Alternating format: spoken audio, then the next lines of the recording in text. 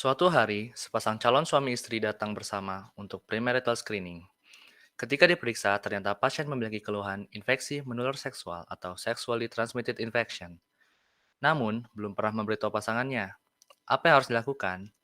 Kami dari Tutor 13 akan mempresentasikan hasil diskusi kami tentang tinjauan dari aspek bioetik pada kasus, haruskah seorang dokter memberitahu pasangan pasien yang menderita infeksi menular seksual? Sebagai praktisi klinis, banyak hal yang harus dipertimbangkan berdasarkan 4 prinsip bioetik, yaitu beneficence, non-maleficence, justice, dan autonomi, serta prinsip profesionalism. Untuk aspek bioetik yang pertama, ada beneficence, di mana pada aspek ini dokter akan berusaha untuk melakukan yang terbaik bagi pasiennya. Menurut panduan penanganan IMS dan juga kode etik kedokteran Indonesia, terdapat dua pendapat.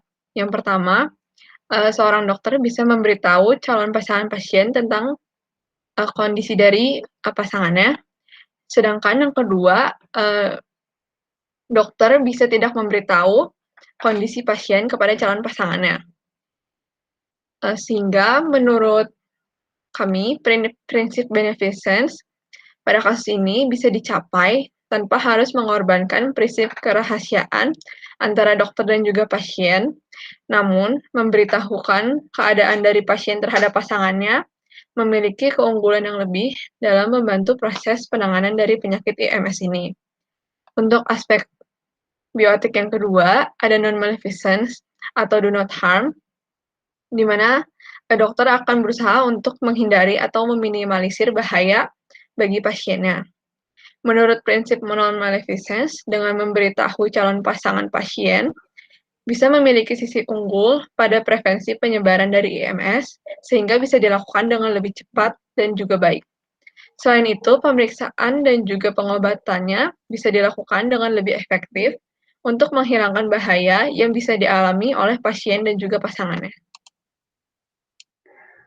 Selanjutnya, untuk prinsip justice atau keadilan, pada butir penjelasan pasal 6 Kodeki tercantum bahwa setiap dokter wajib hati-hati dan mempertimbangkan aspek sosial, ekonomi, budaya, dan legal terkait dengan pembukaan rahasia pasiennya yang diduga atau mengalami gangguan jiwa, penyakit infeksi menular seksual, dan penyakit lain yang menimbulkan stigmatisasi di masyarakat.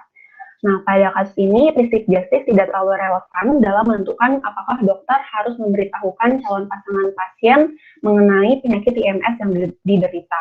Yang penting, sebagai dokter, kita harus memberikan pelayanan yang terbaik tanpa memandang stigma terhadap ras, suku, agama, maupun masalah sosial lainnya. Lalu, prinsip yang terakhir yaitu autonomi.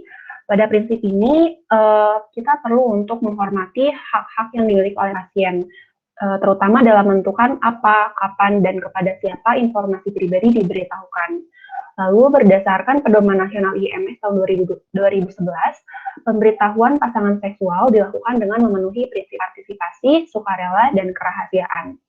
Jadi menurut prinsip autonomi ini, pemberitahuan mengenai penyakit IMS yang diderita serta identitas dari pasangan seksual harus dilakukan secara sukarela atas dasar kesadaran diri dan disetujui oleh pasien itu sendiri.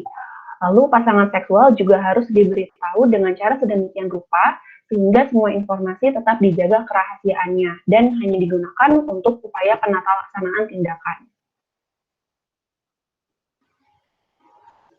Untuk menegakkan keempat prinsip tersebut, seorang dokter wajib yang namanya menegakkan prinsip profesionalisme. Berdasarkan pasal 16 Kode Etik Kedokteran, setiap dokter wajib merahasiakan segala sesuatu yang diketahuinya tentang seorang pasien, bahkan juga setelah pasien itu meninggal dunia. Maka dari itu, dari hasil kesimpulan pada poster kami, untuk menegakkan suatu 4 prinsip bioetik tersebut, pada akhirnya semua keputusan baik memberitahu atau tidak memberitahu calon pasangan ditentukan bersama, baik dalam sebuah percakapan antara dokter dan juga pasien dengan mempertimbangkan prinsip-prinsip di atas. Mungkin sekian penjelasan dari Tutor 13 mengenai poster bioetik. Kurang lebihnya mohon maaf. Terima kasih.